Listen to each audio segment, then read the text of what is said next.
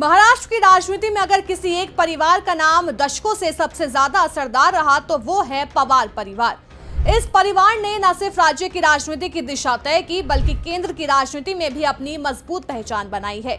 इसी प्रभावशाली राजनीतिक विरासत से जुड़े हैं वरिष्ठ नेता अजीत पवार, जिनका नाम महाराष्ट्र की राजनीति में एक मजबूत और निर्णायक नेता के तौर पर लिया जाता था।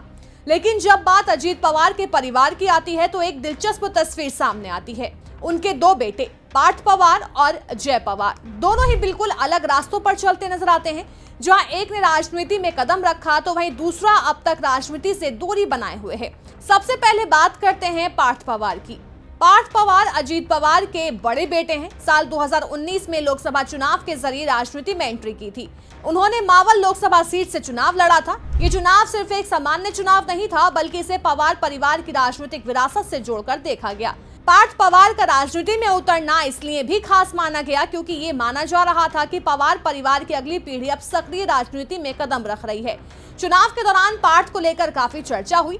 बड़े नेताओं के साथ मंच साझा करते हुए उनकी तस्वीरें सामने आई और पूरे महाराष्ट्र की नजरें इस युवा चेहरे पर टिक गई।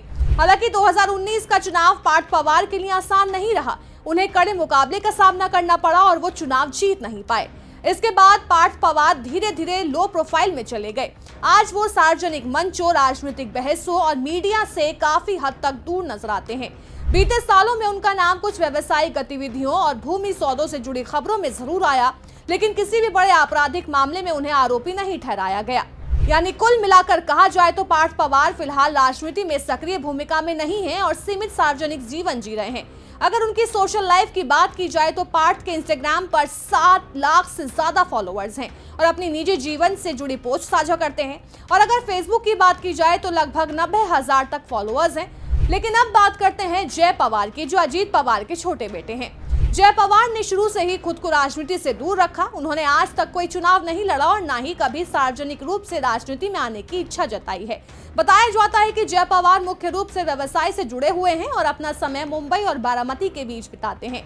हालांकि जय पवार पूरी तरह से सार्वजनिक जीवन से गायब भी नहीं रहते। वो अक्सर पारिवारिक कार्यक्रमों, सामाजिक आयोजनों, चुनावी अभियान के दौरान परिवार के अन्य सदस्यों के साथ नजर आते हैं। लेकिन इसके बावजूद उन्होंने अब तक खुद को एक राजनीतिक चेहरे के तौर पर पेश नहीं किया। पवार परिवार की मजबूत राजनीतिक पकड़ को देखते हुए जय पवार के राजनीतिक भविष्य को लेकर समय समय पर अटकलें जरूर लगती रहती हैं। कई बार ये सवाल उठता है कि क्या जय पवार भी भविष्य में राजनीति में कदम रखेंगे या वो पूरी तरह से बिजनेस की दुनिया में ही रहेंगे। लेकिन अब तक इसको लेकर कोई आधिकारिक घोषणा सामने नहीं आई है। अगर उनकी सोशल लाइफ की बात की जाए तो पार्थ के इंस्टाग्राम पर करीब 35,500 से ज्यादा फॉलोअर्स हैं और अपनी निजी जीवन से जुड़ी पोस्ट साझा करते हैं। कुल मिलाकर देखा जाए तो अजीत पवार के दोनों बेटे पार्थ और जय दो अलग अलग सोच और रास्तों का प्रतिनिधित्व करते हैं। एक ने राजनीति में किस्मत आजमाई जबकि दूसरा अब भी उससे दूरी बनाए हुए है। आने वाले समय में पवार परिवार की अगली पीढ़ी क्या भूमिका निभाएगी, ये देखना महाराष्ट्र की राजनीति के लिए बेहद दिलचस्प होगा। लेकिन अगर अजीत पवार की नेटवर्थ की बात की जाए तो मीडिया रिपोर्ट्स के अनुसार 2024 के विधानसभा चुनावों के दौरान अजीत पवार ने अपनी कुल नेटवर्थ लगभग 124 करोड़ रुपए बताई थी। उन्होंने 8 करोड़ 22 लाख रुपए से ज्यादा की चल संपत्ति और 37 करोड़ 15 लाख रुपए की अचल संपत्ति लिस्ट की थी। उनकी निजी संपत्ति में 2 कारें, एक टोयोटा कैमरी और एक होंडा CR-V, एक ट्रैक्टर, चांदी का सामान, फिक्स्ड डिपॉजिट, शेयर और बॉन्ड शामिल थे। उनकी पत्नी राज्यसभा सांसद सुनेत्रा पवार के पास करीब 14 करोड़ 57 लाख रुपए की चल संपत्ति और 58 करोड़ से ज्यादा की अचल संपत्ति थी।